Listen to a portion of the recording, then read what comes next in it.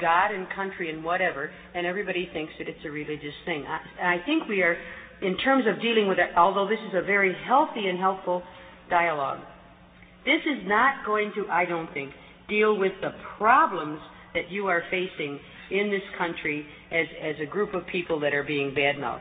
The pressures are not coming at you from intelligent, reasonable Christian people. It is coming to you from an economic and political, geopolitical way, and maybe that would be something that we could talk about someday. You know, how many of us believe the same things about that, and how can we share resources to create some alternative political realities?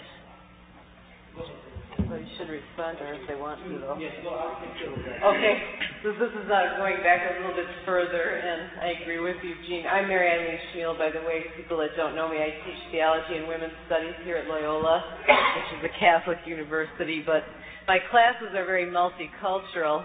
I'm excited about this program because we try to do this in my classes in a limited way, and one thing I've found that's been very exciting to me is that I normally will have 3 or 4 Muslim women in a class of 30, mostly women, because men still have a barrier in their heads about taking women's studies classes, which they shouldn't.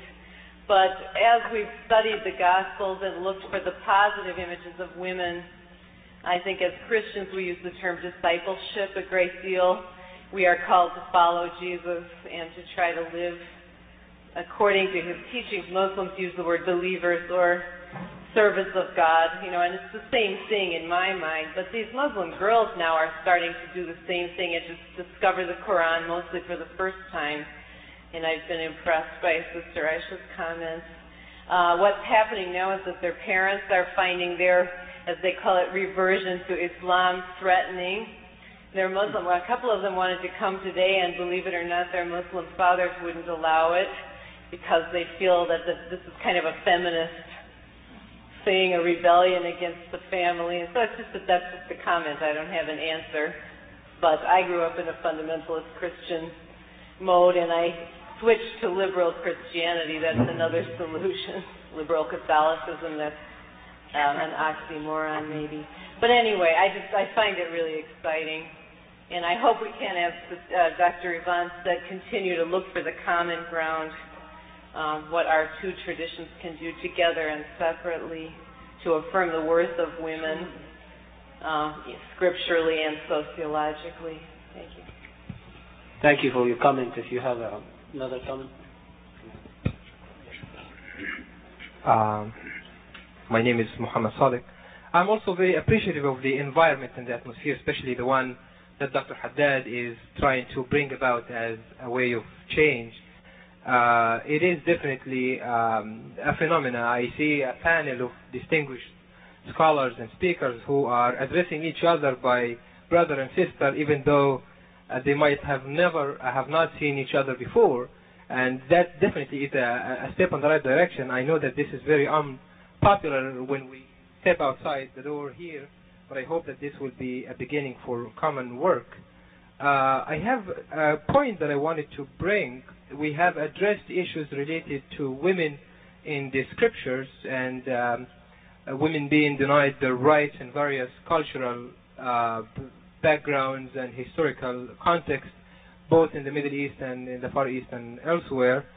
There is also a common problem that I think is also equally relevant, that is the Western women situation, and that might have been touched on also. And I believe that this is an issue that both, or maybe even all religious communities, those who have a commitment to faith, should be addressing, especially those who are living in the West. So Muslims in the West, as well as Christians in the West, should try to define the problem. I think the problem is probably even well defined.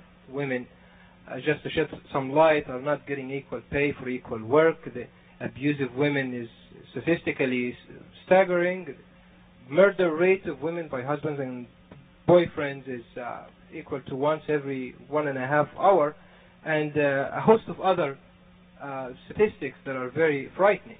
So we do have a common problem, both being in the West, both having a commitment to faith, to correcting that which is wrong, And maybe that would be an issue that we all need to try to bring about and address. And I would like to hear from you whether, in fact, there are evidence to scripturally based solutions to these problems in the Western society. Thank you. Can we hear from any of you?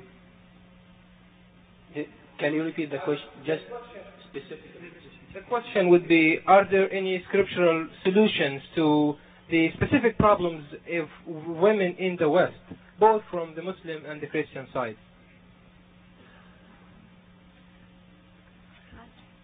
I respond. I'm not going to get into like scriptural solutions per se. I think again, education as to what is meant by women's equality, what is meant by equity, identity of treatment, simply the right to humane behavior on the part of the spouse and employer or anyone else. This is not just scripturally based, whether it's biblical or it's Quranic or it's based on the Torah. Hasn't very much to do with it. We've already determined that the problem is not whether it's Christian West or Islamic East or Shinto Japan. The point is that over the world in general, women are mistreated and abused, in many cases out of alcohol. This is one of the big problems, but also out of ignorance, out of fear that the espousal of women's rights, the right to speak, and the right to think and to be educated may, quote, lead her astray or give her, as my grandfather used to say, big ideas. These things are fears that are very common the world over as far as men are concerned. I think this is education. We have to talk to each other, what our expectations are, male and female, Christian, Jew, and Muslim, and proceed from a common objective of some sort to correct the problem. We can't all be going at the problem from different directions. I think in the question and answer period, I'd like you not to exceed 1 minute and the answer for everybody over here. So please stick to that guidance. Please go ahead. Well, it struck me that at least one of the themes that both of us have talked about has been the theme of equality, and its grounding in some ways in Quranic and biblical scriptures.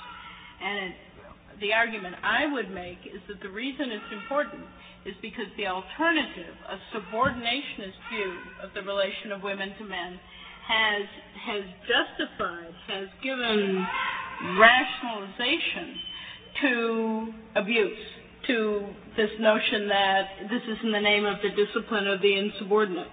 I also think the other issue at heart in this is violence itself, and is the assumption that violence is an appropriate way to solve problems. This is a serious matter in the United States. Even the best films about Amish families. What was that? The movie Witness? Yeah, right. Witness? I mean, this is a movie about an Amish family where the heart of Amish life is nonviolence, but finally violence is trumped. What's his name? You can tell how often I see movies. Harrison Ford leaps out of the buggy of the Amish and batters this bully into the ground. For us, it's in a cultural set of assumptions that's very deeply ingrained. I do think we can probably both talk about some grounds for treatment on some other grounds. We've talked about human rights this morning. Certainly, biblical notions of salam, of shalom, give us an alternative. Thank you. If you have something and you can't wait, just go ahead, but I'd like you to wait. Okay, go. I'm Yusuf Azmi from Osmania University, India. In this session, the whole discussion was very interesting, informative, reflecting many aspects. And as Evan Haddad has questioned the very philosophy of this dialogue, I subscribe to that view that she felt some uncomfortable to be classified in a different way. So the commonality of approach is very important. The issues based rather than the whole map in a different way of